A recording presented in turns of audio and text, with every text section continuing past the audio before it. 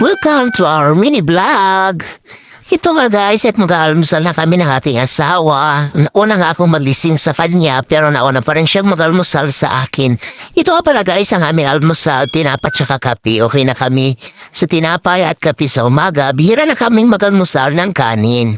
So ngayon guys, ito ay natapos na kami sa pag-aalmusal at iniisip ko na naman kung nasaan na yung dalawa na aking alaga ay papaliguan ko naman. So pinaliguan ko na una si Bradley at sumunod naman si Whitey. Kaya lang guys, bigla akong nainis dahil nakita ko si Whitey na naglupasay doon sa buhangin. Talagang napamura ko nung makita ko siya nakakainis. Yung nag-effort kang paliguan siya, tapos gugulong-gulong lang pala doon sa buhangin. So wala muna tayong ganap for today kasi nga isipin ko pa kung anong gagawin ko today. Yun lang guys, thank you for watching.